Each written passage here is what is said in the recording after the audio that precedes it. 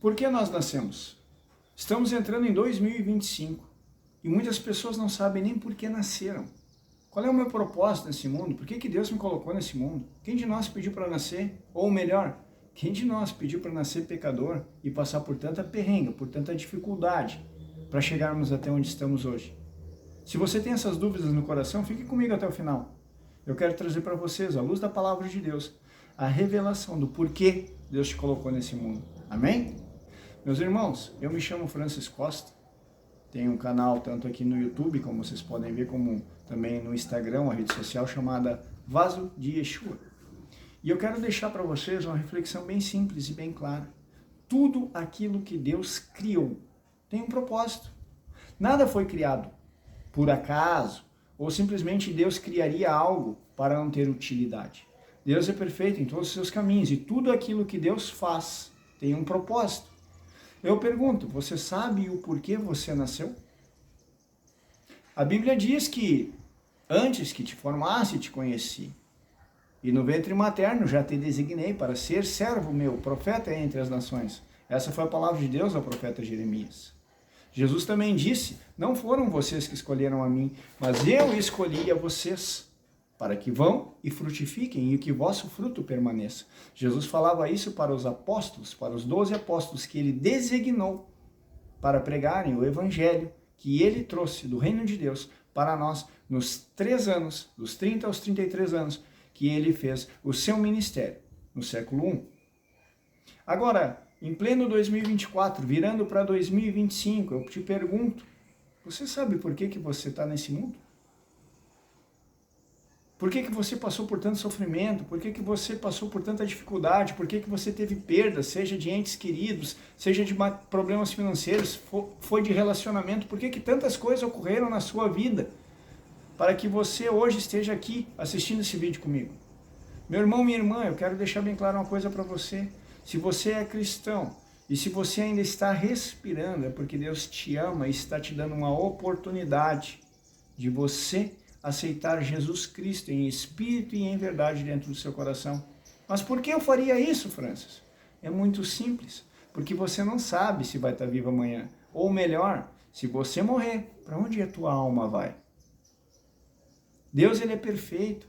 E Deus, vivendo na esfera espiritual, ele criou a esfera material, ou o primeiro céu, ou o plano material, ou o universo e cosmos, como nós cientificamente e astrologicamente conhecemos. Deus criou esse universo, só que Deus não quis diretamente, vamos por assim dizer, diretamente, governar esse plano material, o primeiro céu.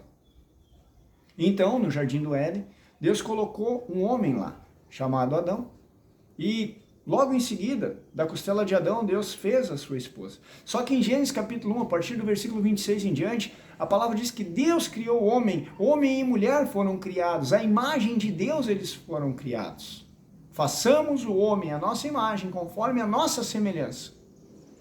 Então quer dizer que quando Deus cria o ser humano, Deus cria a imagem do Criador. Nós somos sim criatura, mas nós temos em nós a essência do ser incriado, do Criador do universo. Ele nos chamou para sermos seus filhos, seus representantes no plano material. Se vocês pararem para pensar sobre a rebelião de Lúcifer, bem como 1/3 dos anjos, Deus não sabia, sendo ele onisciente, que quando ele criasse aquele querubim, ele não se rebelaria? Que o seu coração não se encheria de soberba e que esse anjo seduziria 1/3 dos demais anjos para se rebelarem contra Deus e quererem roubar o trono de Deus? Deus sabia, meus irmãos. Mas por que Deus criou esse ser? Porque Deus tinha um plano para mim e para você, onde Deus não buscava pessoas que o adorassem por medo ou por obrigação, mas que tivessem o direito de livre escolha, de livre arbítrio, para escolher se queriam ou não se sujeitar por livre e espontânea vontade ao Criador do universo. Deus procura os verdadeiros adoradores, aqueles que adoram ao Pai em espírito e em verdade. Eu e você somos essas pessoas? Se a serpente não estivesse no Éden, como Adão e Eva teriam o direito de escolher entre Deus ou qualquer outra coisa? Se só existisse uma mulher no mundo, você se casaria com um cachorro ou com uma girafa? Agora, se existem duas mulheres, você tem direito de escolher ou a mulher A ou a mulher B. Se existem dois deuses no universo, aquele que é o criador dos céus e da terra e aquele que é o príncipe deste mundo e aquele que está condenado ao lago de fogo, mas que é o Senhor das trevas e dos infernos, você tem duas escolhas. Agora você tem livre-arbítrio. Hoje nós passamos por muitas dificuldades no mundo, por muitas, eu falo por experiência própria. Eu passei fome, vivi como um mendigo, eu desisti da minha vida diversas vezes, pensei em suicídio milhares de vezes, clamei para que Deus me tirasse a vida, mas estou aqui falando com vocês. Porque eu entendi que quem queria tirar a minha vida não era Deus, mas aquele que veio para matar, para roubar e para destruir. Porque como eu já tinha aceitado Jesus e batizado-me nas águas, eu não tinha mais utilidade para o diabo. Então só existia para ele um único propósito, tirar a minha vida e entristecer o coração do Criador. Porque Cristo Jesus derramou seu sangue na cruz do Calvário para me dar a vida eterna e dar a vida eterna a você. Você está sofrendo, você está passando por dificuldades, mas é por causa que Deus assim o quis, ou porque você faz escolhas sem pedir a direção para Deus. Você faz escolhas embasadas nas tuas emoções, nas tuas vontades humanas, caóticas e egoístas. Você sai atrás de coisas naturais, buscando os seus prazeres pessoais. E aí quando você quebra a cara, você entra em frustração, em tristeza, em autocomiseração, em depressão, e você culpa a Deus por escolhas que você fez. Quantos de nós apontamos o dedo para o céu por culpa das nossas escolhas? Deus sabia que aquele anjo iria se rebelar. E Deus permitiu que todas as coisas acontecessem, porque Deus tinha um plano para mim e para você, aonde Deus determinou que nós tivéssemos, através do Espírito Santo, através da nossa fé no nome de nosso Senhor e Salvador Jesus Cristo, que ressuscitou dentre os mortos e nos concedeu autoridade para pisarmos em serpentes e escorpiões. Deus nos deu essa autoridade para dizermos não para as trevas e sim para Deus, em Cristo Jesus. Quando a serpente estava no Éden, Deus não sabia que Eva seria seduzida?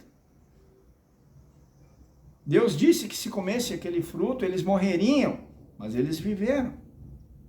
Eles viram que estavam nus e tiveram vergonha e se cobriram com folhas de figueira. E quando eles ouviram a voz de Deus, eles tiveram medo. Então, dois sintomas do pecado. Primeiro, vergonha. Quando você é uma pessoa que comete pecado atrás de pecado, você vive preocupado com o que vão pensar de você. Você tem vergonha. E o segundo é medo. Você tem medo que te julguem, você tem medo que te condenem, você tem medo que te critiquem, você tem medo que não recebam like na rede social ou que não tenha seguidores no Instagram. Estou citando só um exemplo, mas o medo e a vergonha são dois sintomas do fruto da árvore do conhecimento do bem e do mal. E quando você anda com esses sentimentos dentro do teu coração, você está se alimentando do fruto errado. Porque Deus te chamou para se alimentar da árvore da vida e Jesus disse, eu sou o caminho, eu sou a verdade, eu sou a vida. Ninguém vem ao Pai senão por meu intermédio.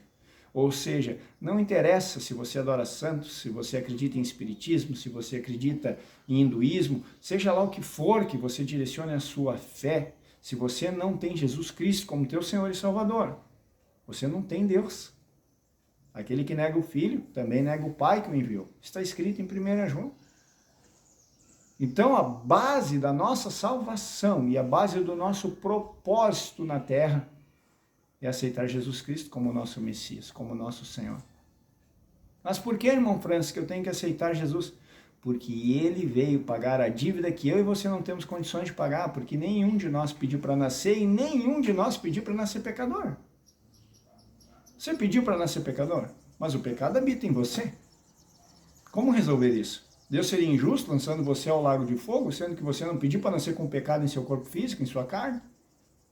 Deus pagou essa dívida em Cristo Jesus. Ou melhor, Jesus Cristo, por amor a mim e a ti, pagou essa dívida na cruz, aproximadamente 2000 anos atrás.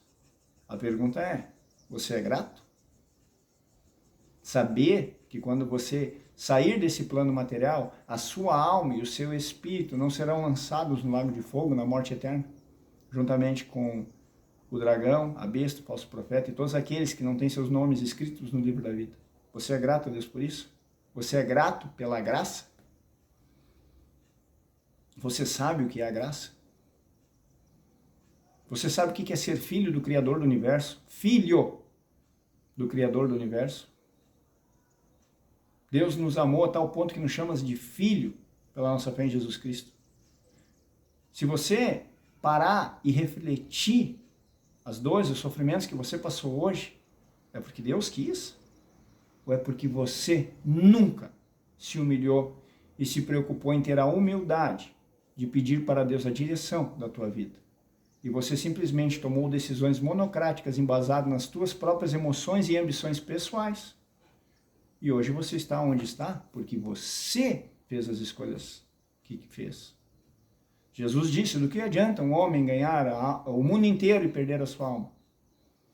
Do que adianta você ter uma fama, uma fortuna, riquezas e ser acometido de um câncer terminal e simplesmente ir embora? E seu nome ser apagado da memória humana? E se você morrer, vai para onde? Você tem revelação da vida eterna? Você tem revelação de para onde você irá?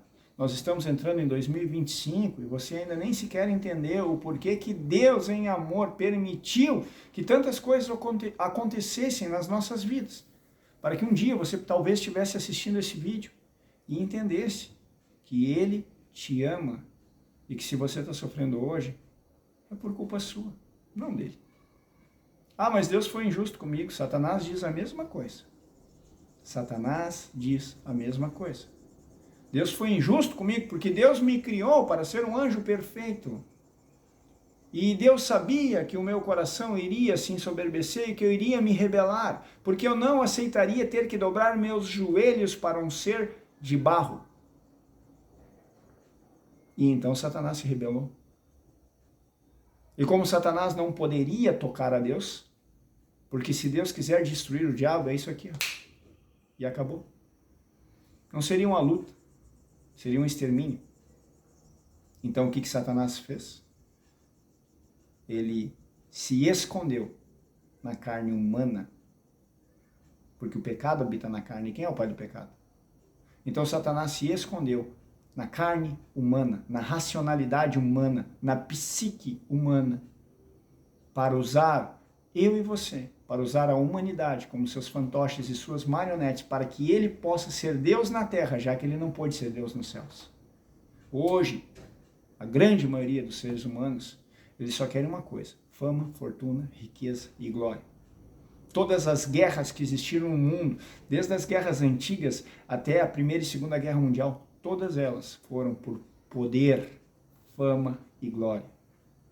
Satanás usa eu e você, muitas e muitas vezes, para tentar ser Deus na terra, para tentar ser grande, para ser adorado, para ser aplaudido, para ser reconhecido, para ser idolatrado. Porque ele sabe que no céu ele não tem vez, e nunca terá. E cada alma que ele leva para o inferno é um pedaço do coração de Deus que ele arranca, porque Deus ama nós a tal ponto que deu seu Filho unigênito, para que todo aquele que nele crê não pereça, mas tenha vida eterna. E eu pergunto, você crê em Jesus Cristo? Realmente crê?